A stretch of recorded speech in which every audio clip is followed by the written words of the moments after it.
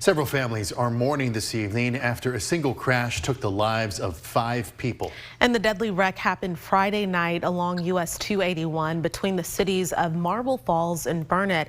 Investigators believe a pickup truck swerved into oncoming traffic along US 281, causing an SUV to roll over and then catch fire. Sam Stark reports. Charred asphalt and fragments of destroyed vehicles are what's left of a fiery crash that occurred along US 281 and near Park Road 4 days before. The Department of Public Safety said around 6 p.m. Friday, a pickup truck pulling livestock veered into oncoming traffic, hitting a vehicle head-on and then an SUV behind the first.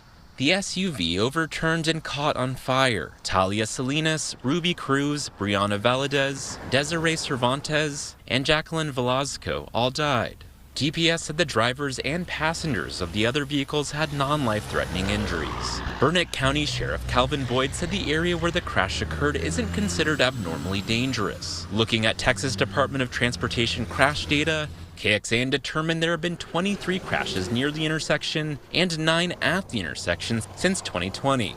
The most recent crash represented with these 5 hearts along the busy road. In Burnet County, I'm Sam Stark. And DPS said the investigation into this crash remains active. We first heard about this story because of a message sent to us on Reported at KXAN.com. Of course, you can always send us something that you want us to look into by going to the Reported section on our homepage of KXAN.com. Taking a closer look here, this time of the year is considered to be the most deadly for young drivers. Looking at the data, according to AAA Texas, nationwide, 30% of teen driving deaths happen during the 100 deadliest days. And that's the time between Memorial Day and Labor Day. Experts say with schools being on break, teens are driving unsupervised more than usual. New today, we're learning 2 commanders with the Pflugerville Police Department have resigned, and a former police chief is now under investigation after allegations of pointing a gun at an employee's leg in April. That is all according to a press release from the city of Pflugerville today. It cites a report from a third-party investigator that it hired to look into the incident that happened on April 23rd. For some context here, this allegedly took place a month before former police chief Jason O'Malley's retirement, which was on May 29th. According to employee statements, O'Malley allegedly drew his gun and pointed it towards a lieutenant's feet and legs, threatening to shoot him in the foot. The investigation's report alleges that O'Malley acted in a pattern of, quote, unprofessional conduct and serious misconduct. It went on to say the city of Pflugerville should immediately focus, that's in quotes, on fixing the internal culture of its police department. KXAN is working to contact the former chief and the 2 commanders named in the report. We've not heard back yet, but we'll of course update you when we do. You can follow this story right now online at KXAN.com. The Uvalde Independent School District is going high-tech to boost its safety. 3 years after a deadly mass shooting on the Robb Elementary School campus, the district will use artificial intelligence to visually detect a potential gun on campus. KXAN's Tom Miller talked to the CEO of the company that's giving the district its technology for free. Explain the way that your technology works when it comes to detecting a gun on or outside of a campus, and then how does it actually flag a school district or law enforcement? Our system is an artificial intelligence product that simply monitors those video cameras 24/7. And the only thing that it is looking for is the presence of a firearm.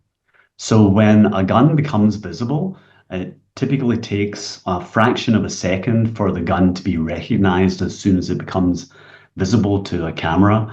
It sets off a series of actions with the intent of allowing a preventative response to be mounted. Unfortunately, school safety very pertinent in Uvalde ISD. Can you talk about how you decided to partner with that school district and how that was received by the district? We felt really that very strongly that particularly the tragedy that had occurred to Uvalde, that it made sense for us to create a grant program specifically for these types of school districts that have already been impacted by a tragedy. We called it the Safe Havens program.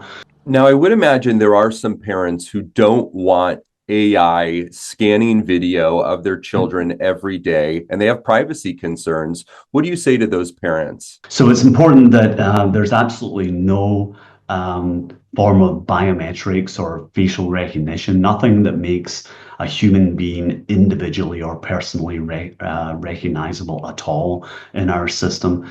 All it's doing is it's looking for essentially the shape of a human being holding a brandished firearm. Dave Fraser, CEO with OmniAlert, thank you so much for talking with me. Thank you very much. It was a pleasure. All right, thank you, Nick. All eyes will be on Austin City Hall tomorrow for the budget vote. It's a decision that will impact your wallet. KXAN's Grace Reeder breaks down how much the city and county may take from you in property taxes this budget cycle. Thursday, Austin City Council will vote on its maximum tax rate. That move, required under state law, will set the cap for how much they can take from you in property taxes, even though council can later adopt a lower rate during the budget process. Important to this conversation is that council members are also considering a tax rate election. Some city council members, like Zoe Caudry, are advocating for that already. We realize it's extremely important for the quality of life of folks who live in Austin. They deserve to have a city that works for them. So let's break down the cost. Without a tax rate election, the city manager's base budget, as it sits right now, would cost the average homeowner and ratepayer roughly $217 more. But moving on to the tax rate election discussion, for every $100 your home is worth, the city is looking at taking anywhere from 1 to 8 cents. For every penny the city takes, it would cost the average homeowner about $40 more. Meanwhile, Travis County is considering raising your property taxes above the voter-approved rate as well, but they don't need to take that hike to voters because state law allows an entity that experienced a disaster to forego that process. As we were finalizing the preliminary budget this year, as you're very well aware, the county experienced a devastating flooding event. In Travis County's proposal, its portion of your property tax bill could go up by roughly $200. Of that, roughly $70 is related to the disaster declaration. It would bring in roughly $42 million additional bucks for the county to respond to 4th of July weekend floods and prepare for future disasters. Grace Reeder, KXAN News. Thank you. Travis County leaders have officially moved, they say, to recovery mode after the devastating floods that hit the western part of Travis County and so many other places here in Central Texas earlier this month. We now know at least 200 buildings in the county were damaged. Of those damaged, at least 79 were damaged significantly, meaning they had at least 5 feet of water in them. 25 to 30 buildings were completely destroyed or washed off the property. The county also says nearly 40,000 cubic yards of debris have so far been removed from the Sandy Creek neighborhood over the past 2 weeks. For context, that's more than 3,000 dump trucks worth. Officials also gave an update on the Sandy Creek Bridge in this area. They say the bridge is salvageable and it will not need to be torn down. They're working on a permanent fix for that bridge now. And today we're getting a better idea of how the money so many of you have given to help flood relief victims in Kerr County is being put to use. One nonprofit in a small hill country town got $200,000 from the Community Foundation, and they've already started passing out checks to families who need the help. Our Jayla Washington reports.